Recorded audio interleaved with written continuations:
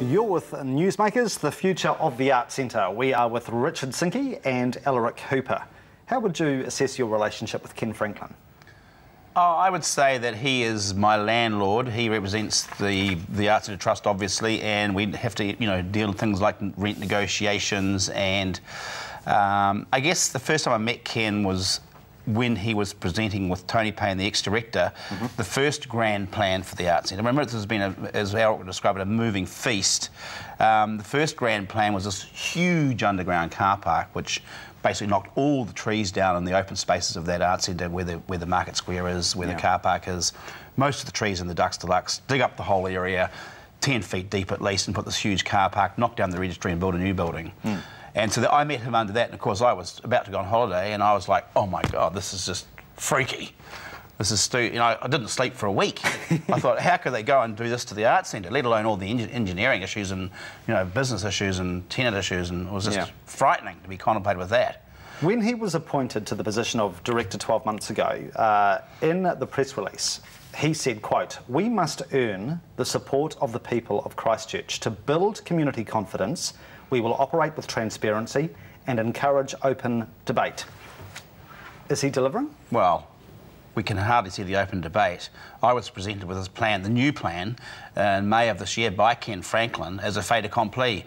Here you go, Richard, we're going to stick this 4-storey building 6 metres from your bar window. How would you like to lump it. How would you assess the conduct to date of the Arts Centre Trust Board? Well, you can't. It's like talking to a brick wall. There's no way of getting in there to air contrary opinions. The board is now self-perpetuating. I don't think there are any people on that board who have been democratically elected any longer. After all, this site was gifted to the people of Christchurch. It is their property.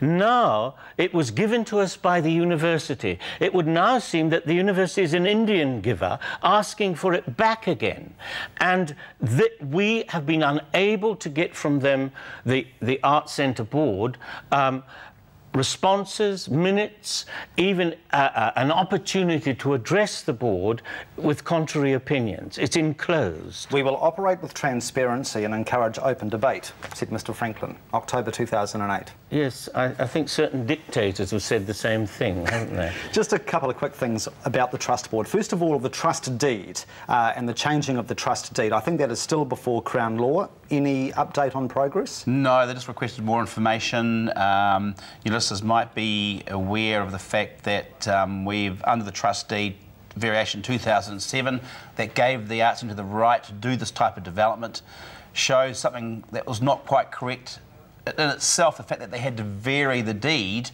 to allow this to happen, that the original deed didn't allow this. So they've varied it without any public information. Should the Arts Centre Trust Board be dissolved? I mean, should there be democratic elections to that board?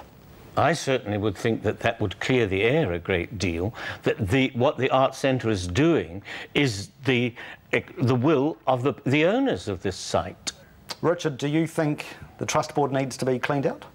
I would say we should wait for the result of the Crown Law Office in their opinion, and we'll see if the trustees have been carrying out their role in the manner that was given to them. Let's suppose there is no conservatorium plan to proceed, yet the Arts Centre does need to secure income for the earthquake strengthening. How do they do it, Richard? Well, first of all, they need to design a long-term strategic plan for the Arts Centre, and to see, which areas of fundraising they have open to them. And also remember that the rental, the ground rent they're going to receive from this new building is negligible in terms of rental income to the Arts Centre. They're giving a pretty sweet deal, from my understanding, to the City Council or the university in terms of ground rental. So they still have major issues of funding in front of them. What do you see as the alternative vision for the Arts Centre?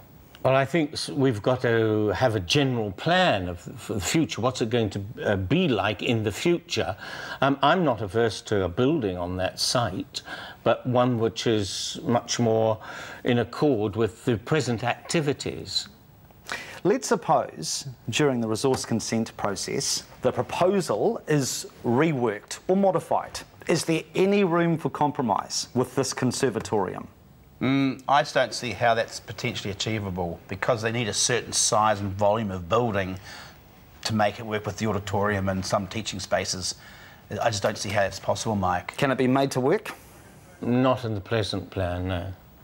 How far and how long are you prepared to fight? Richard?